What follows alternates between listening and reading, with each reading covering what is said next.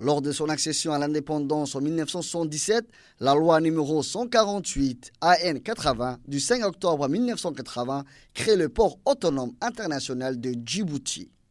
Comme toute institution publique, le PAID est placé sous la tutelle du président de la République de Djibouti. Un terminal à conteneurs a été mis en service en 1985. La guerre civile en Éthiopie et Somalie ont rénové le rôle géostratégique de Djibouti concernant notamment le programme alimentaire mondial PAM des Nations Unies. La naissance de l'Érythrée en 1994 priva l'Éthiopie d'accès à la mer. La République de Djibouti occupe une position géostratégique exceptionnelle qui la place au carrefour de l'Europe, l'Afrique et la péninsule arabique sur la deuxième route maritime la plus utilisée par le commerce international.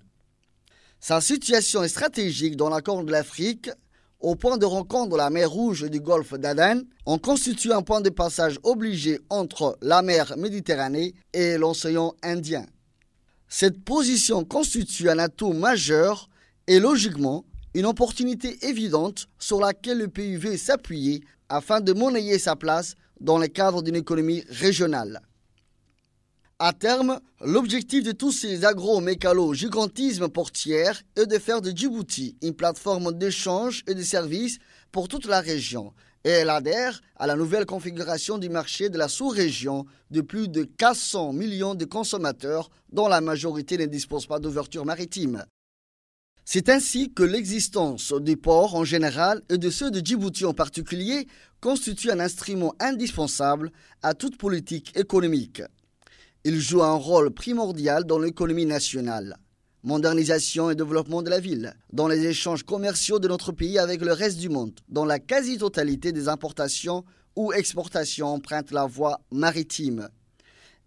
Cette évolution se manifeste généralement dans la croissance du commerce extérieur, dont les ports demeurent le principal pulsateur et le centre d'expédition et de réception de marchandises. Au-delà de son économie, Djibouti est particulièrement active pour accroître l'intégration économique régionale, surtout avec l'Éthiopie. Djibouti semble résolument tourné vers son objectif de hub logistique régional. Cet objectif, qui semble répondre à ce vieux rêve de Djibouti de devenir un Singapour sur la mer Rouge, est en phase avec sa politique de développement portière. Cela s'est concrétisé par la construction et la modernisation des installations portières ainsi que de liaisons terrestres en faisant de Djibouti un hub maritime et logistique régional afin de traiter une grande partie du flux de l'Afrique de l'Est dont les marchandises sont destinées aux pays est-africains. Outre sa position stratégique et depuis son élection en 1999, le président de la République, son Excellence M. Ismaël Omar Guelleh, s'est donné comme objectif de moderniser les infrastructures portières de notre pays. Djibouti a considérablement modernisé les équipements portiers, notamment ceux consacrés à la manutention portière, a permis à ce que de gros porteurs fassent de Djibouti une de leurs escales sur la route maritime. Avec un personnel qualifié capable de relever ces défis, nos infrastructures portières disposent donc aujourd'hui de tous les éléments nécessaires pour accueillir le porte-conteneurs de dernière génération. Djibouti a même réussi à combiner mer, air, terre.